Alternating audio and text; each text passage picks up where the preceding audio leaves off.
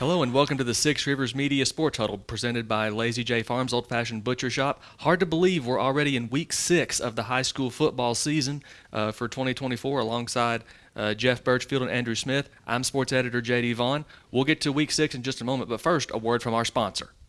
Lazy J Farms has been raising the finest cattle and all-natural pork for 3 generations on the family farm in Fall Branch.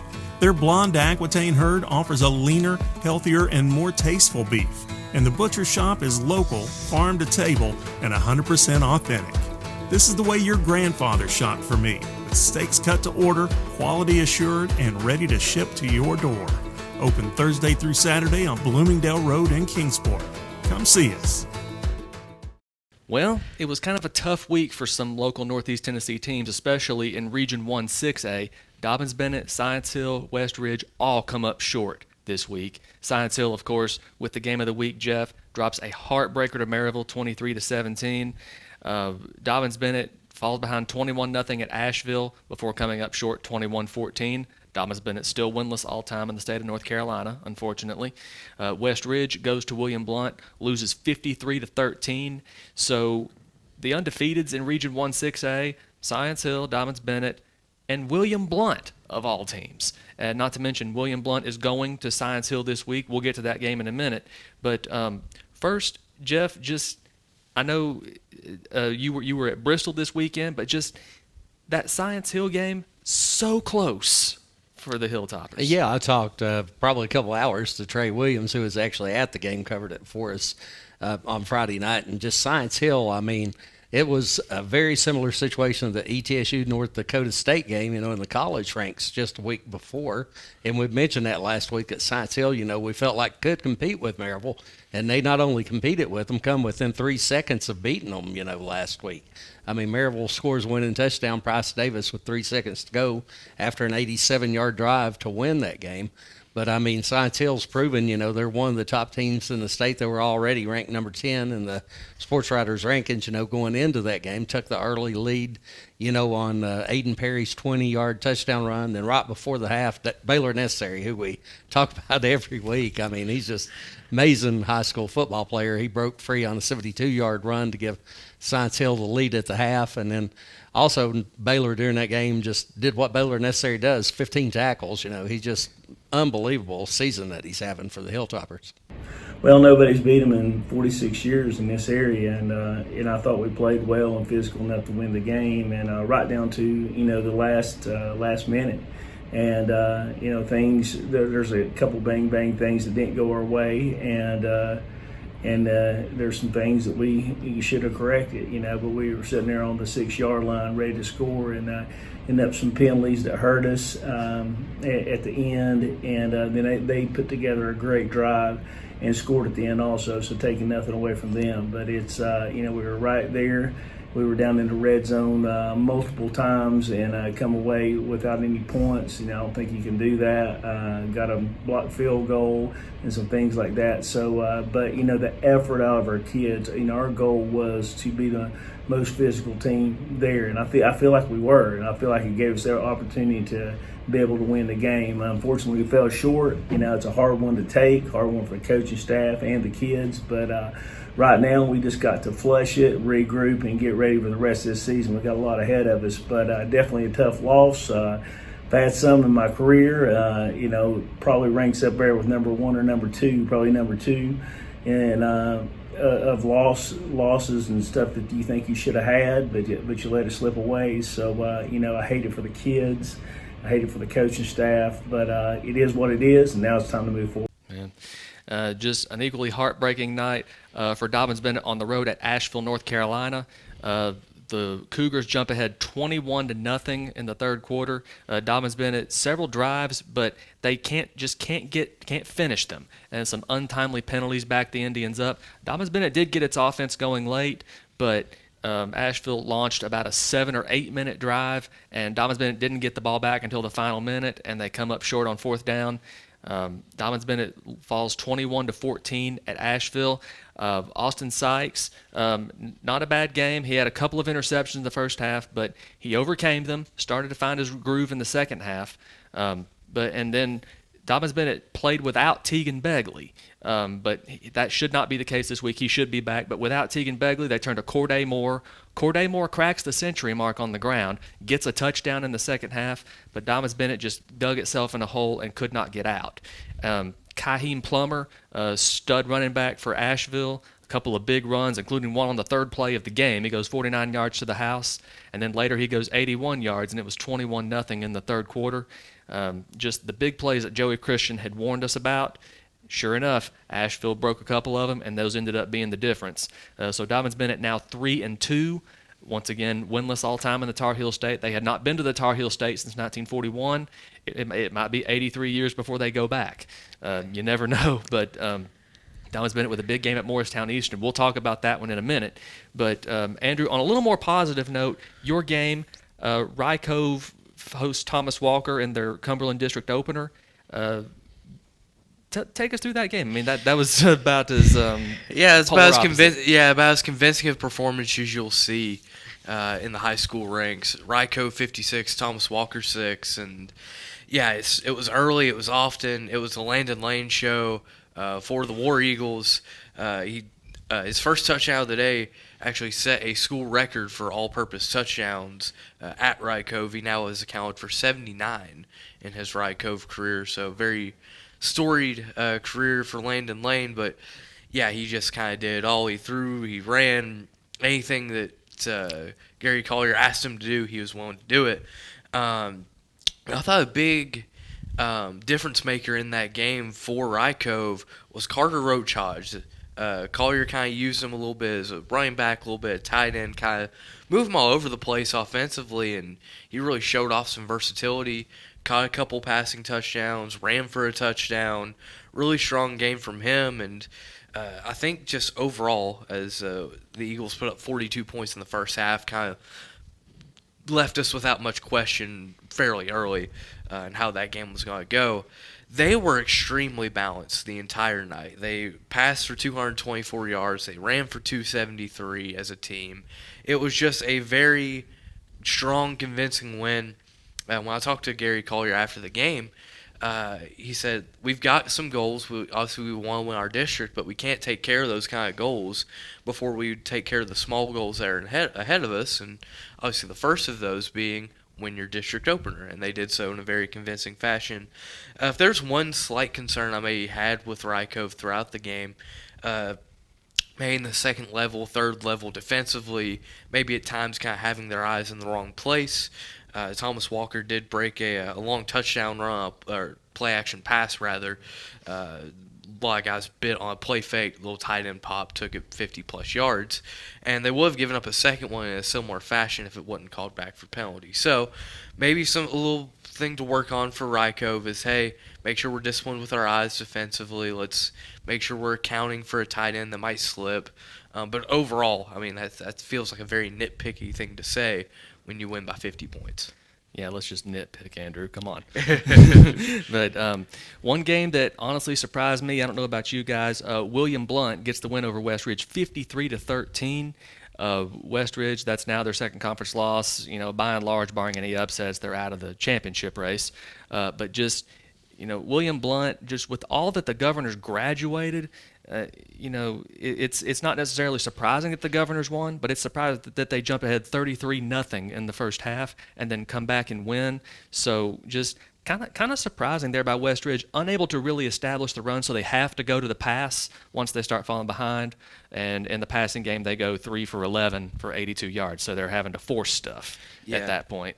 So just obviously not an ideal night for West Ridge, but an ideal night for David Crockett. How about the Pioneers, 2-0 in Region 1-5A?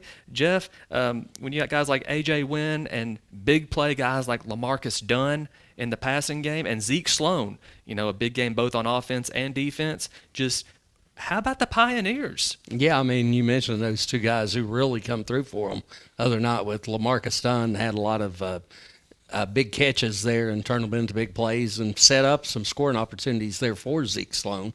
Of course, A.J. Wynn, like you said, he had touchdowns both throwing the ball and running the ball. And, of course, the Pioneers were going back and forth with Cotton County, sort of a shootout, ended up winning 41-38. But, yeah, they're in great shape there in that region right now. Sure.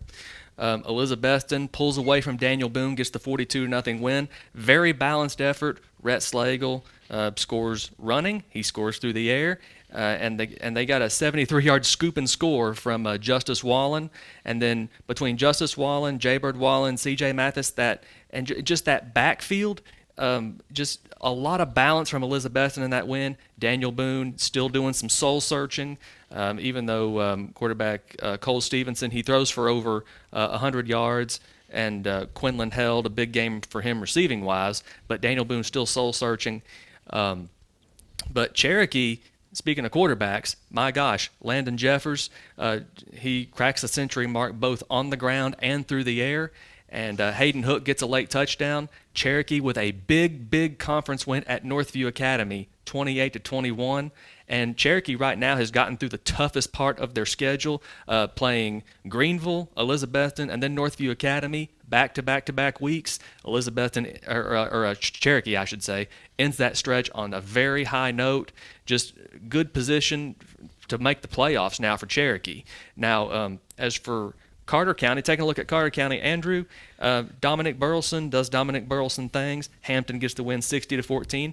And Happy Valley, 10 straight regular season wins. They get the win at Eagleton Academy. What can you say about Hampton and Happy Valley and just what they've been able to do? Well, for Hampton, that was a much-needed win. They've been off to a very slow start here record-wise, so you needed to kind of get a little get-right game, and they were able to get that against Cumberland Gap. Obviously, you mentioned Dom Burleson. That Hampton rushing attack has been the key to that offense for as long as I can remember. And Dom Burleson, obviously, no exception to that. Needed a big game like that. They've got another big game coming up this week as well against Cloudland. But, man, we mentioned Happy Valley. They are on some sort of run right now, aren't they? I mean, it's been very impressive to see what Coach Jarrett and the Warriors have been able to do going back to last season, being able to carry that into this season. And obviously a big conference win against Eagleton. Man, they've really put themselves in a great position to compete for a conference championship. Yep. Big plays by Jamie Esterline and Ron Paul Parker and, Gabe McDougall this past week. It's nothing fancy, but it's so effective for Happy Valley. Just an incredible run by the Warriors so far, the undefeated Warriors. And we know Jeff is really proud of his alma mater, right? Well, the thing is, Andrew talking about the rushing game, Happy Valley, they've had one game this year where they didn't even throw a pass, So, you're looking at they're definitely predicated on the run with this offense. Yep. Speaking of the run, Walker Hillman of Gate City, he has a hat trick, goes for 191 and 3 touchdowns. Gate City gets the win at Marion, 34-0. Freshman quarterback Zane Reed goes 7 of 12 for 107 yards with a touchdown to Jackson Jones, of course. An all-around solid effort by Gate City, gets back in the win column this past week. Gate City with a big district game this week against Union. But right now we're going to take a quick break and get a word from our sponsor, Lazy J Farms Old Fashioned Butcher Shop. But we'll be right back with this week's games. Stick around. The Lazy J Farms Tailgate Box offers great value all season long.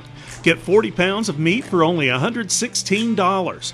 That's 5 pounds of beef patties and 3 pounds of chicken breasts, 1 pound of thick cut bacon, 3 packs of premium beef hot dogs and 2 packs of Chicago dogs, and 4 pounds of thick cut pork chops, all for $116 at Lazy J Farms Butcher Shop in Kingsport. Visit us online at lazyjbeef.com. All right, our Week 6 game of the week, 2 local teams. West Ridge goes on the road to David Crockett. Not a conference game, but a statement game for both of these teams. Andrew, West Ridge looking for redemption. David Crockett looking just to keep going what they've got going. Right now, first place in the conference. They're stepping out of conference play. Just how big is this game for both teams? It's big. Obviously, you don't want to maybe put too much emphasis on it because it's not a conference game, but overall, it can be a game that can really build momentum, create momentum for both sides. We talked a lot about that West Ridge-William Blount game. Last week I talked about how if you're West Ridge, you don't want to become one-dimensional. You don't want to pray that Trey Frazier can go make plays with his arm, and that's all you can get going. But that's what William Blount made him do last week. Proved to be a very one-dimensional evening down Blount County for the Wolves. But overall, I think if West Ridge is able to establish the run, they have a good shot here, which I think you can say that about a lot of different teams in different games. If you establish the run, you can win the football game. But I truly think that's going to be a big key for West Ridge is how well they can run the ball. And obviously, you don't want to get caught looking ahead to next week because they'll have Science Hill the week after. But don't want to look ahead. Big game with the Pioneers here. Meanwhile, David Crockett, you've still got the talented A.J. Wynn. 3 total touchdowns last week. Just a very strong evening from him last week. And, yeah, last year was not a particularly good game. West Ridge won 43-7. They're in Bluntville. They come back to Jonesboro for the first time in a couple years this year. But in last year's game, Trey Frazier, over 190 yards passing, over 100 yards rushing, 5 total touchdowns. Oh, that was just the first half. Yeah, Trey Frazier had himself a game in this matchup last year. Can the Pioneers stop Trey, or at the very least slow him down? He's the kind of guy that it's hard to fully stop him. Maybe you can kind of take a look at the game film from last week. Maybe mirror what William Blount was able to do defensively. You might be able to have some success in that way. So, yeah, it's going to be a big game for Crockett, a maturing team, still a lot of sophomores on that team, but they're starting to really gel. They've now played a lot of football together up to this point in the season. It should be a very intriguing matchup. Well, and unfortunately, that turned out to be Trey Frazier's final game of the 2023 season before he suffered a season-ending injury. But Trey Frazier doing good this year, and we're so happy to see him back. It's a big game for him, big game for the Wolves this week. Speaking of big games, Dobbins Bennett looking for a little redemption this week, going on the road to Morristown East. The Hurricanes 2-2, 0-2 in conference play, but those losses were both by 1 point each. They lost to William Blount by 1 point, lost to Jefferson County on the road by a point. So right now, the Hurricanes are playing for their lives as they go up against a Dobbins Bennett team that, of course, is 2-0 in conference play. So, this is a big game for both teams. And how much is the rain going to be a factor? That's going to be the case at a lot of places this Friday. But with this game between Dobbins Bennett and Science and Morristown East, just how much is the rain going to factor into this game? But more than that, it's about Dobbins Bennett not falling behind early, and it's about keeping their eyes on Caleb Billings, the left-handed quarterback who did not play, was injured against Dobbins Bennett last season. So Dobbins Bennett has not seen him. And Joey Christian has a lot of respect for the Hurricanes offense. Honestly, we're facing a much improved Morristown East football team over last year, and really week to week I see improvement in them. We're all just a much better football team, much better program. Got a lot of respect for him, the way he's run that program, the way that he's developed that program. Like you said, they're really about 3 plays away from being 4-0, and quite honestly should, through 2 interceptions against Jeff County in the first half last week in the red zone. Either one of those goes for a touchdown, they win that game, and then the William Blount scored late to go up on them right there. So they were ahead with less than 5 minutes left to go in that game. So they should be 4-0.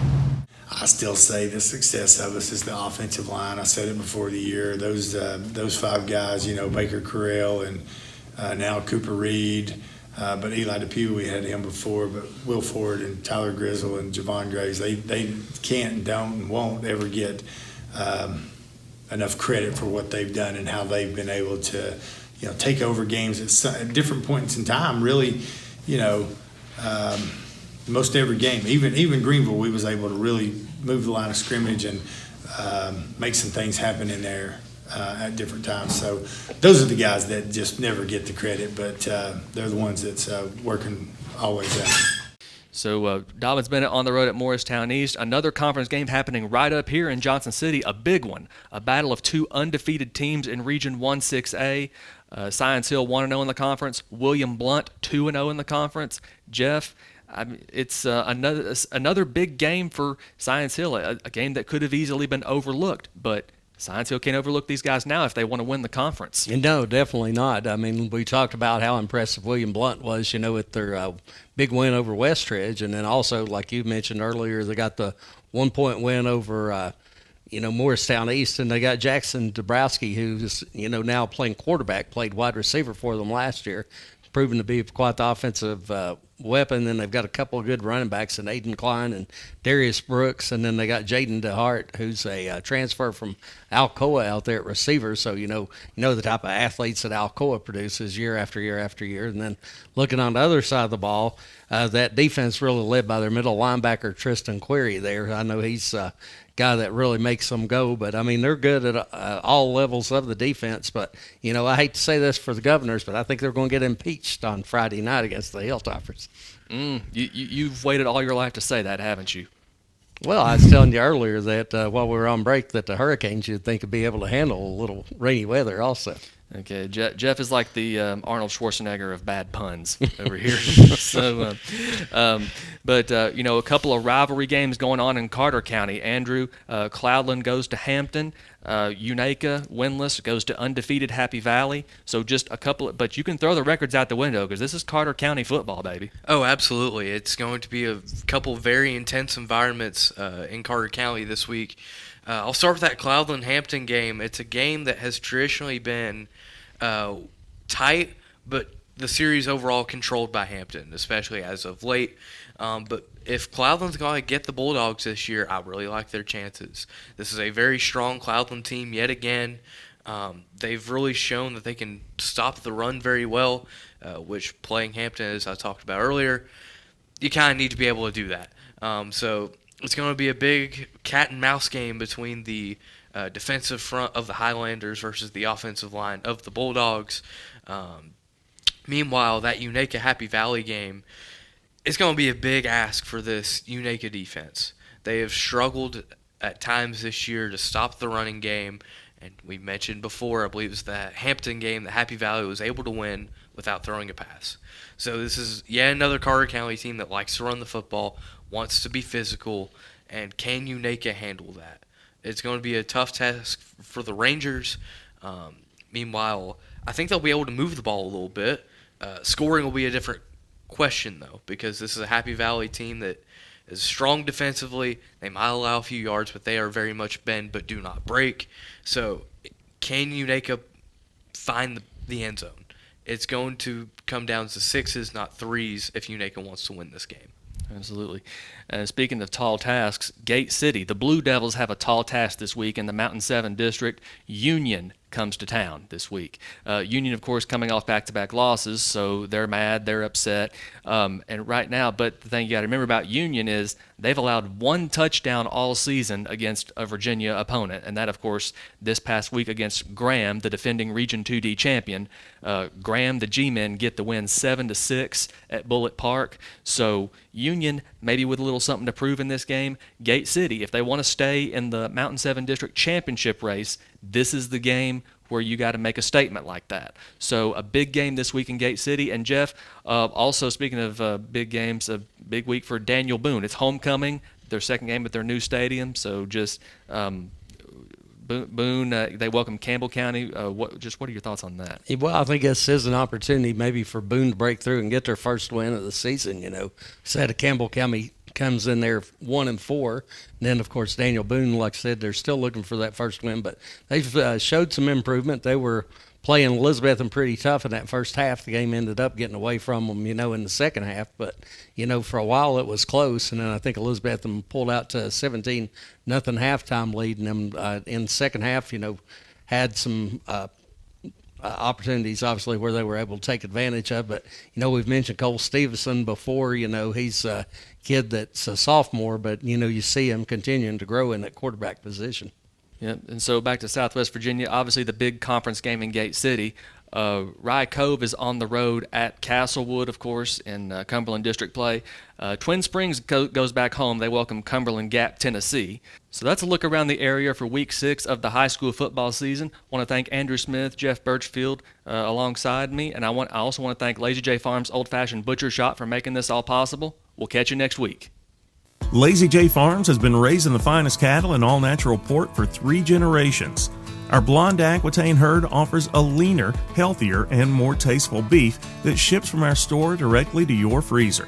This is the way your grandfather shot for meat, only now we wrap it, seal it, and send it right to your door. We have plenty of options to pick from, and they're all fresh and natural. Just visit our website at lazyjbeef.com and choose your package. We'll get it straight to you.